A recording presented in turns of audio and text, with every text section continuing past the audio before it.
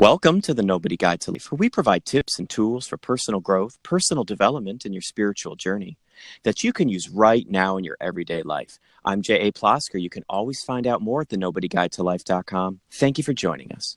Now, I've had a few careers in my time. I've been a lawyer, I've been a teacher, a social work counselor, and more, and each time I made a move, I knew that somehow, even if it wasn't obvious at the time, the change was meant to be, that the change was part of a path leading me to my destiny. Changes like that can take our lives in new directions, and sometimes, well, changes like that can transform others' lives as well. My guest today has been through those profound changes, and he has now dedicated his life to helping others. Early in life, Jeff Rasley was an adventurer, but in his 20s and 30s, he devoted himself to a career in law and business to support his family. When he hit his 40s, he began what he calls his midlife crisis. His wife suggested trekking the Himalayas on the Mount Everest Base Camp Trail. Adventure was back until tragedy struck on an expedition, an avalanche that killed 3 Nepalese porters. Jeff again started to rethink his life, and he decided to combine adventure with development work in remote Nepalese villages. Jeff founded the Basa Village Foundation to build schools and hydroelectric systems, as well as improve educational opportunities in Nepal. Jeff's written over 70 articles and 10 books, including Bringing Progress to Paradise, What I Got from Giving to a Village in Nepal. And he wants to help others discover what it takes to live a meaningful life. Welcome to the show, Jeff. Thank you, J.A. Glad to be with you. Well, this is quite a story, and you've had so many different transitions in your life, and I'd like to know more about that journey. How did you get from the law to the Himalayas to where you are now? Well, like you mentioned, I turned 40. I was manifesting midlife crisis symptoms, and life was very busy. I was the head of a small law firm, 2 kids, just all the typical financial work responsibilities that an American lawyer has. And one day I came home from the office and my wife slapped a brochure down on the table in front of me and said, "Why don't you go do this?" And it was a brochure about trekking in the Himalayas. She was saying, get over this midlife crisis. Right. And her therapy was go take a hike on the other side of the world. And it was great therapy. So I did it. And that started, as you put it, a new transition in life. So why? So you took a break from in your 20s and 30s. You said you were into all of that. And what prompted you? You said you took that break to take care of other responsibilities. What did that feel like when you lost that adventure the first time around? Was that kind of what you were feeling returning in your midlife? What took you on that first transition? Well, I think really sort of the typical American experience of embedding myself in family and career. I had been very happy, although I was married, living in apartments, not feeling, really tied to the ground, right. Feeling like we could move anytime we wanted. And my wife was in around 30, had gotten the nesting instinct, wanted a house, wanted kids, and I sort of reluctantly went along with that. And at the same time, my career trajectory as a lawyer was getting more heavy, right, in the sense of I was, developing a successful practice, growing a small firm. And so my feeling was I just couldn't take the time to go off on adventure travel, at least nearly as much as I had accustomed to in my late teens and into my 20s. So when you finally got back to it and your wife gave you this amazing gift to go to the other side of the world, talk to us about the expeditions then that happened over there that led you to this new chapter? Well, the first time I went was with a trekking group, and we trekked along the Mount Everest Base Camp Trail.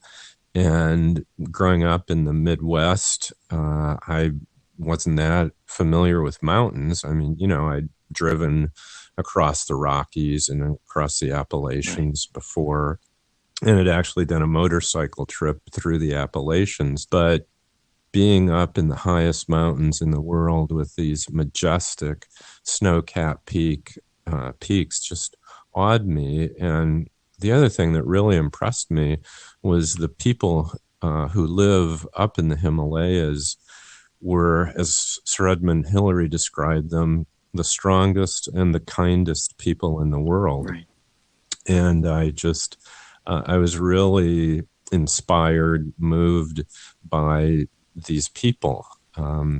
Their very simple way of life, yet they had a spiritual quality to them, and they were very kind and incredibly physically strong in the sense of being able to endure hardship. Right. So when you were there, you had this disastrous expedition, and I want to know more about that, because sometimes we go on these treks, we go on these adventures, and like we said in the opening, they don't always go as we plan. And we have changes, we have shifts, but the shift that happened to you was tragic. And I'd like to know more about that and what effect that had on you and how that changed the course of your life. Well, after that first trek, I decided I wanted to become a climber. Okay. And not just hike along the trails. Right. So I went through a couple climbing courses out at Seneca Rock, West Virginia, and then went on my first actual Himalayan mountaineering expedition. Had a really, really tough experience, right. But it was wonderful at the same time. So I did a few more of those. And then on the fourth mountaineering expedition was when we were hiking out from base camp to get back to the airstrip where we could fly back to Kathmandu. There were 3 Nepalese porters who were taking a dangerous shortcut. They weren't our porters. They were from another climbing group. Right. And they were up on a high ridge above us. An avalanche occurred, and it swept them away. Oh. And they died. We ran and escaped most of it. We were just kind of covered with spindrift. But our guys, our porters, were trapped on the other side of the avalanche. And our sirdar, which is the term for the chief guide, made this amazing, heroic rescue of those guys. And we all made it safely back to Lukla, which is where you fly out of the Khumbu region where the high mountains are in Nepal. But it was, it made me rethink whether this type of adventure was really appropriate, because these guys died carrying the gear for their Western clients, right. Trying to get their gear back to the airstrip before they did, and were sort of, lending an extra level of service by taking that risky route. But at the same time, every single mountaineering expedition, the porters were risking their own lives just to give us this cool adventure. So I thought, I'm not going to do this again. This is ethically wrong. Right. But in 2003, it was the 50th anniversary of the first summit of Mount Everest, which was in 1953. And Sir Edmund Hillary and the King of Nepal invited all Himalayan mountaineers to come back to the country. The country was going through a civil right. war. Tourism had dropped off, and it was really suffering. So I decided I would go back and just trek around, meet some of the Hillary clan and old mountaineers, and write an article about it. So that's what I did, and it turned me into kind of again another transition, which I call Philanthrotrekker, which is combining trekking, mountaineering with doing development projects to help lift up the standard of living of mountain villagers. Wow. So the effect that must have had on you, I'm wondering about the spiritual also transformation that it had on you, because it certainly had a profound effect on your life, and this Philanthrotrekking is really interesting, and we're going to talk about that in a minute. But talk to us a little bit about the spiritual impact that something like that event has on a person. It's something that most of us can't or will never be able to understand. Such a unique and tragic experience. Can you talk to us a little bit about that? One of the effects it had is after I was back home, maybe 6 weeks later, I was just driving home from the office after a normal day at work, and all of a sudden tears just started pouring out of my eyes, and I was trembling. I had to pull over the side of the road, and I realized that I was suffering a pretty mild form of PTSD. Right. So what that did is it made me or led me to introspect more deeply into why I was feeling this way, and what did it really mean that these guys had died in the way they had. And that's what led me to first conclude I shouldn't do this anymore. Right. And then eventually, over time and with that experience, to develop the Philanthrotrekking approach. But in terms of just on the spiritual level, I guess what I would say is it was that need to become more introspective, right, and really figure out who I was in the context of the life I was living, and how what I did affected other people, and also my family was brought into this in the sense of, should I continue doing these sort of risky adventures with two boys now? Should I be risking my life to, just to have a cool adrenaline high kind of adventure when I had these two boys that I was raising along with my wife?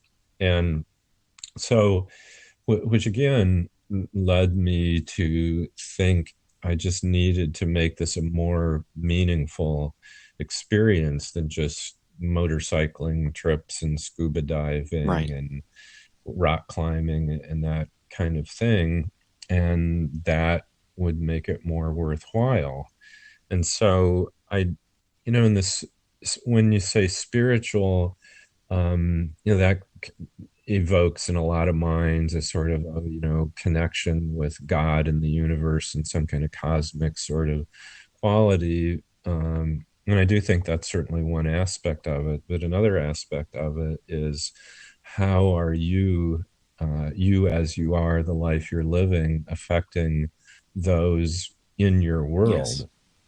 And that was really the level of spirituality that really, I think it led me to a deeper understanding. So that, it's interesting because it's so everyday in terms of how it impacts your everyday life, but it's so profound in the directions that it can lead you to when you have things like that in your life that are so emotional. And I'm curious, your book, Bringing Progress to Paradise, those changes you went through that you say prompted this Philanthrotrekking pursuit, take us back to that village now through your eyes. Take us back to that village with those experiences you had, that new understanding you have, and how it led you to transform your own life and maybe the lives of these villagers. What happened next when you went back there?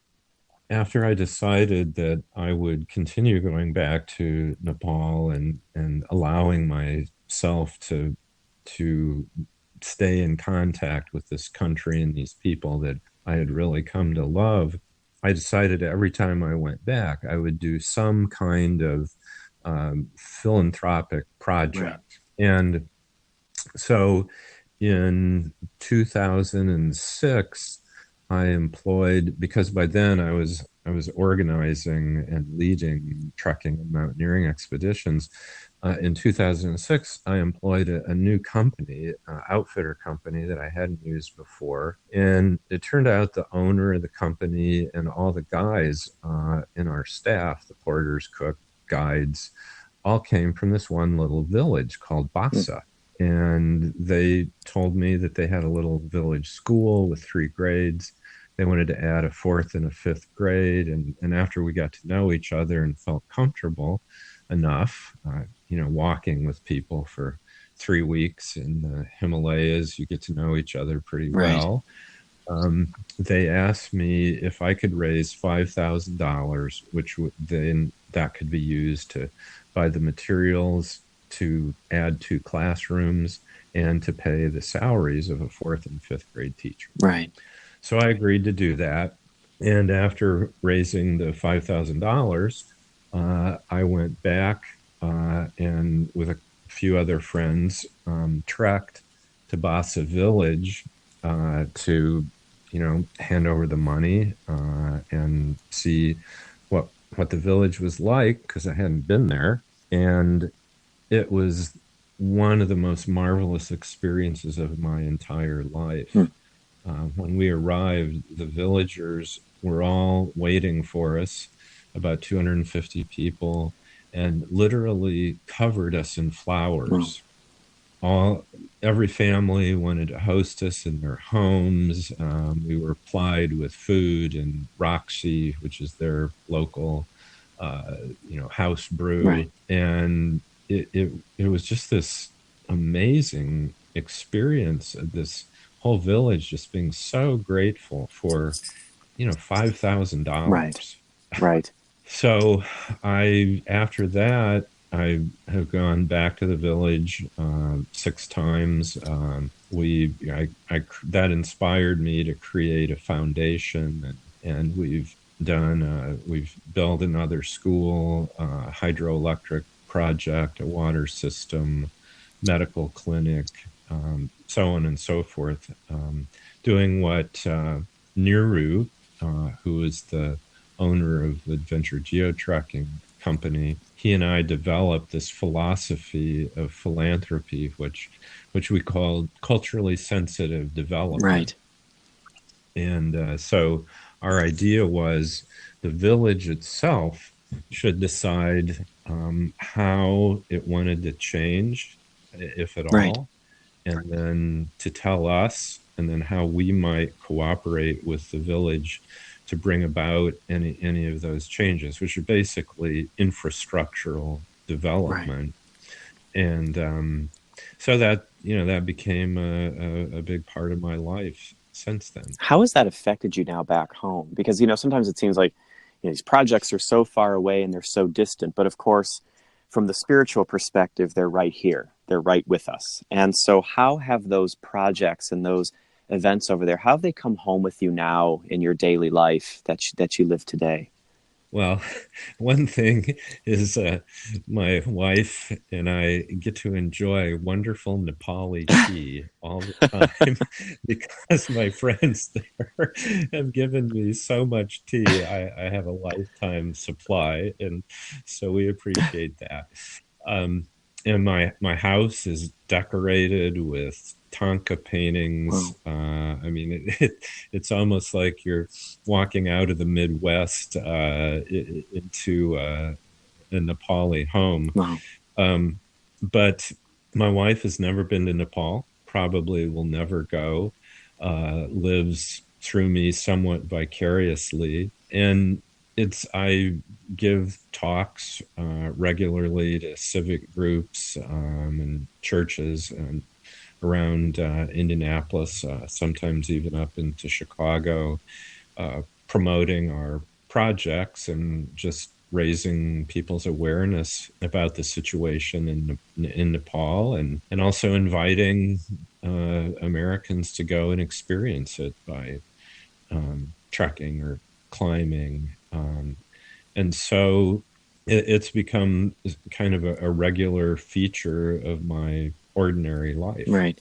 I'm sure in those audiences, have you seen ways that your stories have changed people's perspectives on things when you share these stories and bring them to people? What's the feedback that you get about how it's changed people's points of view? Well, one thing that's amazing and wonderful, Americans are criticized for a lot of things, but Americans are wonderfully generous.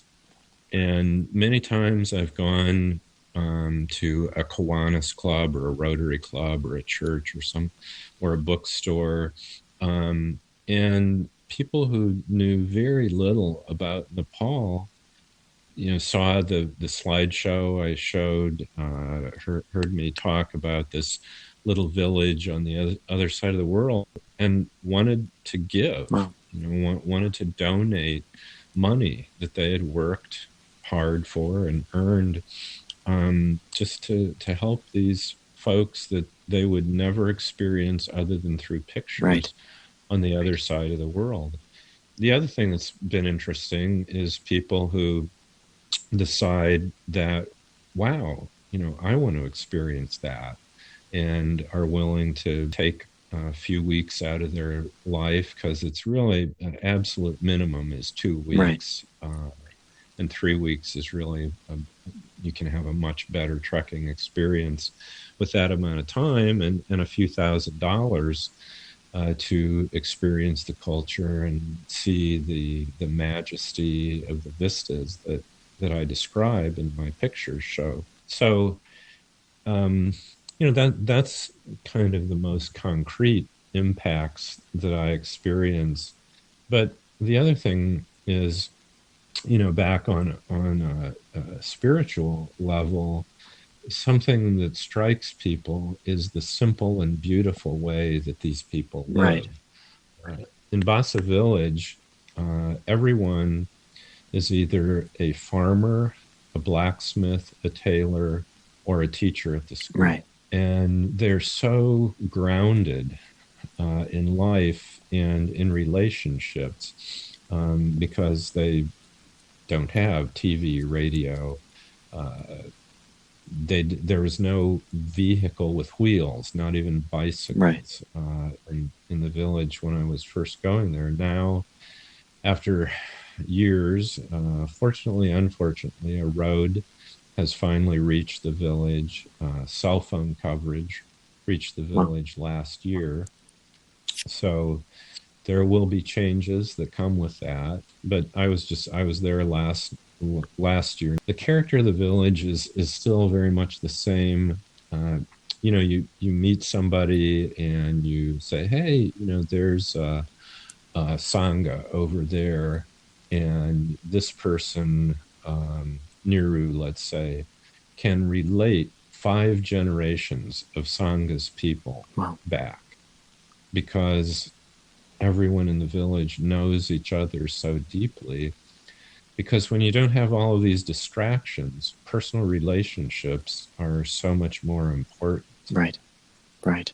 Absolutely. And I love that message of simplicity, because without distraction, there's more room to remember 5 generations back. So, Jeff, what's a tip or two from your journeys that you can give to us that can help us on our journeys of personal and spiritual growth? A message that I try to get across to all ages, but especially to younger people, is to approach life as an adventure and as a work of art.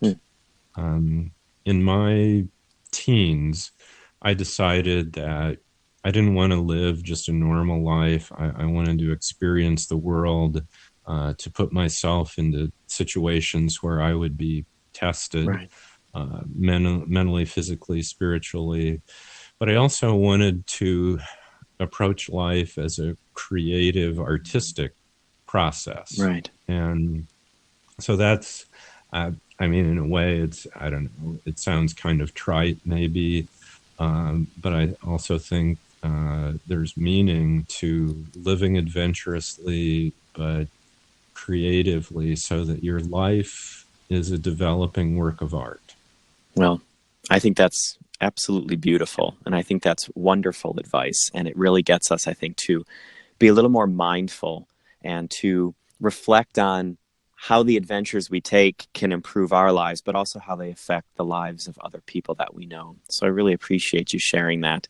And that brings us to the end of this episode of the Nobody Guide to Life. Jeff, thank you so much for being on the show and sharing your stories. We really appreciate it. Oh, Jay, I'm delighted that you asked me. It's been a wonderful experience talking to you. Well, I appreciate it. Your story is quite inspiring. And I want to remind our listeners, the road of personal and spiritual growth is full of trails to blaze, mountains to climb.